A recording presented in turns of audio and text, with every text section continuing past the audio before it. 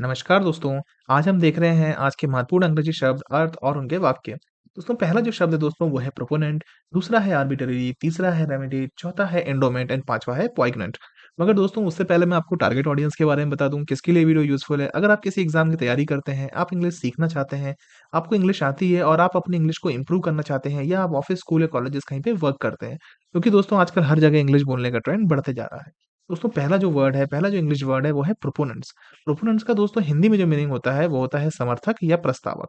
समर्थक या प्रस्तावक, इसका वाक्य प्रयोग देखते हैं पहले इंग्लिश में फिर हिंदी में, उससे सब क्लियर हो जाएगा। Rahul is my proponent and he support my argument in my class. Rahul is my proponent and he support my argument in my class. Hindi में, राहुल मेरा प्रस्तावक है। राहुल मेरा प्रस्तावक है और वह मेरी कक्षा में मेरे तर्क का समर्थन करता है। राहुल क्या करता है, मेरी कक्षा में मेरे तर्क का समर्थन करता है। मैं अपनी क्लास में जो भी वाक्य बोलता हूँ, राहुल उस वाक्य का सपोर्ट करता है, उस वाक्य को समर्थन देता है। दोस्तों दूसरा जो वर्ड है दोस्तों वो है आर्बिट्रेरी। आर्बिट्रेरी का हिंदी में जो मीनिंग होता है वो होता है मनमाना। मनमाना, मनमानी करना या मनमाना व्यक्ति। आपने ये सब शब्द कभी भी सुने होंगे। दोस्तों वाक्य प्रयोग देखते हैं। Rohan is arbitrary in nature, never listen to his elders. Rohan is arbitrary in nature, never listen to his elder. Rohan स्वभाव से मनमानी करने वाला है, अपने बड़ों की कभी नहीं सुनता। रोहन क्या है, रोहन मनमानी करने वाला है। वो वही करता है जो उसको करना होता है। उसके जो बड़े होते हैं, दादा-दादी, पापा-मम्मी, वह उन लोगों की बात कभी भी नहीं मानता, कभी भी नहीं सुनता। दोस्तों यहाँ जो वर्ड है आर्बिट्रेरी, इसके एक से ज़्यादा मीनिंग होते हैं, है ना? लेकिन हमने जो यहाँ आर्बिट्रेरी है, वो एक नाउन के रिस्पेक्ट में यूज़ किया है, रोहन के लिए यूज़ किया है। इसलिए यहाँ पे इसका मीनिंग मनमाना है। दोस्तों मैंने आपसे हमेशा कहा है, जब भी आप किसी इंग्लिश वर्ड का मीनिंग गेस करते हैं या उसका मीनिंग जानते हैं, तब तक उसका परफेक्ट मीनिंग नहीं गेस कर सकते, जब तक आप पूरा सेंटेंस कंप्लीट नहीं पढ़ते। कि इंग्लिश में जो वर्ड्स होते हैं वो एक वर्ड अलग-अलग सेंटेंस में कई बार अलग-अलग मीनिंग भी शो कर सकता है। दोस्तों तीसरा जो वर्ड है दोस्तों वो है रेमेडीड।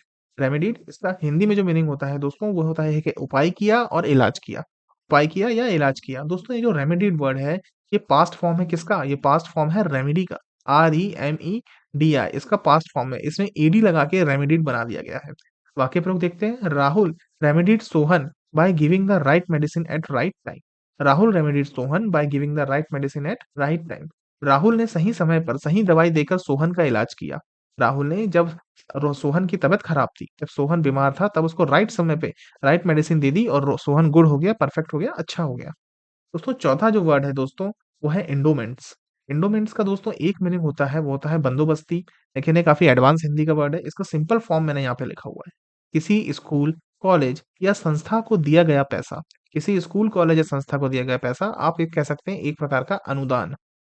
एक प्रकार का एक प्रकार का अनुदान। इसका दोस्तों सेंटेंस देखते हैं। Endowment is always helpful for any education institution. Endowment is always helpful for any education institution.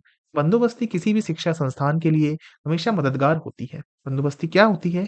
किसी भी जो शिक्षा संस्थान है उसके लिए हेल्पफुल होती है, मददगार होती है, क्योंकि उस पैसों से आए हुए अनुदान से हम बुक्स ले सकते हैं, न्यू टेबल एंड चेयर्स ले सकते हैं स्टूडेंट्स के लिए, न्यू लैब क्रिएट कर सकते हैं। दोस्तों पांचवा और जो आखिरी वर्ड है दोस्तों वो है पॉइग्नेंट। पॉइग्नेंट इसका हिंदी में एक जो मीनिंग होता है वो होता है मार्मिक। और इसका सिंपल फॉर्म मैंने यहाँ पे लिखा है उदासी की भावना जगाना। उदासी की भावना जगाना या उदास हो जाना। कई बार दोस्तों, कई बार हमारे बीते हुए कल में जो हादसा होता है या बीते हुए कल में किसी बात को लेके हम उदास हो जाते हैं, किसी स्थान पे जाके, किसी जगह पे जाके हम उदास हो जाते हैं, उसको हम कहते हैं दोस्तों पॉइग्नेंट। वाक्य प्रयोग देख लेते हैं। This place is poignant for me. This place is poignant for me because one of my best friend had died here. This place is poignant for me because one of my best friend had died here. यह जगह मेरे लिए मार्मिक है क्योंकि यहाँ मेरे एक परम मित्र की मृत्यु हो गई थी। यह जो जगह है यहाँ पे मेरा एक बहुत ही अच्छा दोस्त था, मेरा एक बेस्ट फ्रेंड था, उसकी डेथ हो गई थी और अब वो इस दुनिया में नहीं है। जब भी मैं इस जगह में आता हूँ, मैं उसकी उसकी मुझे याद आती है और मैं उदास हो जाता हूँ। है ना दोस्तों? तो दोस्तों ये थे आज के 5 वर्ड्स। डेली हम 5 वर्ड्स देखते हैं तो मंथली 150 वर्ड्स को देख लेते हैं। 150 इंग्लिश वोकैब्स को आप लर्न कर लेते हैं दोस्तों।